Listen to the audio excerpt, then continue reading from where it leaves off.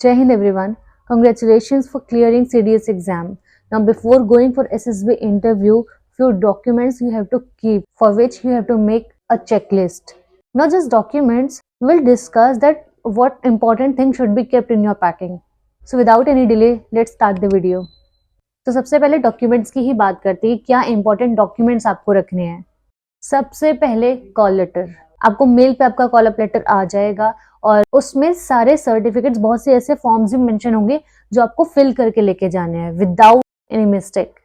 तो उसमें क्या क्या डॉक्यूमेंट्स के नाम है, मैं आपको कुछ इंपॉर्टेंट डॉक्यूमेंट्स अलग से भी बता दे रही हूँ, बट उसमें बहुत से ऐसे फॉर्म्स होंगे, बहुत से ऐसी अंडरटेकिंग्स जो आपको फिल करके वहाँ पे सबमिट करनी है। तो जो आपका कॉल लेटर होगा उसमें अच्छे से एक एक पेज चेक करना, क्योंकि उसमें कुछ पेजेस तो ऐसे होंगे जो रिपीटर्स के लिए होंगे, जो second time third time SSB interview में अपेयर होने जा रहे हैं। बट अगर आप फर्स्ट टाइम जा रहे हो तो आपके लिए वो पर्टिकुलर पेजेस इंपॉर्टेंट नहीं है, आप बस उन पेजेस का प्रिंट निकाल के उन्हें फिल करोगे जिनके क्राइटेरिया में आप आते हो। तो सबसे पहले आपका कॉल लेटर जो आपको मेल पे या पोस्ट से मिल जाएगा। Second, original 10th and 12th marksheet. याद रखना, मार्कशीट अलग है एंड पासिंग सर्टिफिकेट अलग, तो दोनों ही रखने हैं आपको। 10th 12th की मार्कशीट, ग्रेजुएशन की डिग्री, प्रोविजनल सर्टिफिकेट। अगर अभी डिग्री नहीं मिली है तो आपको प्रोविजनल सर्टिफिकेट रखना है, वरना दोनों में से कोई भी एक चीज चलेगी। आईडी प्रूफ के लिए आधार कार्ड, पैन कार्ड, दोनों में से कुछ भी रख सकते हो, बेटर है कि दोनों ही रख लो। पासपोर्ट साइज फोटो आपको 20 to 25 रखनी ही है, क्योंकि अगर आप रिकमेंड होते हो वहां पे मेडिकल के लिए आपको भेजा जाता है तो आगे भी फोटोज रिक्वायर्ड होंगे, बेटर है आप पहले ही उतनी लेके चलो। और इन सभी डॉक्यूमेंट्स की 4 to 5 कॉपीज अपने पास रख ही लेना, क्योंकि वैसे तो वहां पे मांगते हैं, वो 2 कॉपीज भी मांगते हैं, बट अगर नहीं भी मांगी, आपके पास 2-3 कॉपीज एक्स्ट्रा रह भी गई तो भी वो आगे कहीं ना कहीं काम आएंगी ही। तो सेफ साइड के लिए मतलब 2-3 तो रख ही लेना। अब क्लोथ्स की बात करते हैं, तो आपको मिनिमम 2 फॉर्मल पेयर जरूर रखने हैं। बॉटम एक रख सकते हो, but shirts, light coloured shirt कोई भी 2 रखनी है।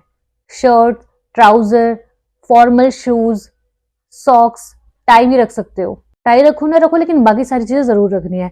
और जीटीओ टास्क के लिए white T shirt, trouser, white socks, white shoes, ये चारों रखने हैं।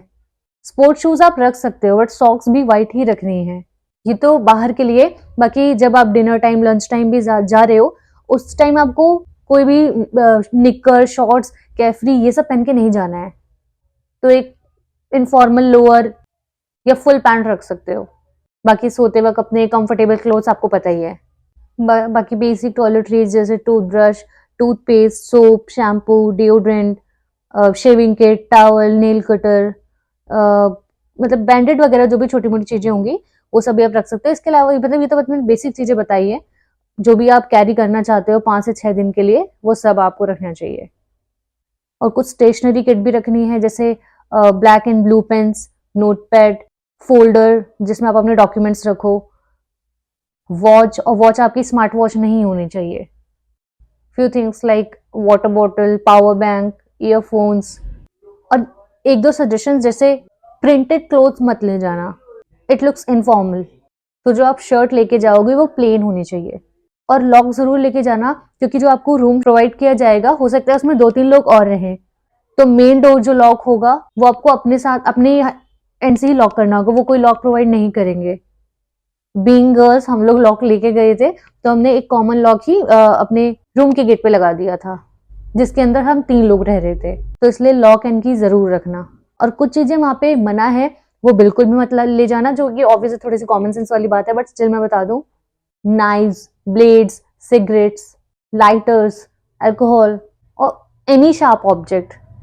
अब डॉक्यूमेंट्स में मैं कुछ चीजें स्पेसिफाई करना चाहती हूँ, जैसे उसमें एक था कन्वर्जन सर्टिफिकेट।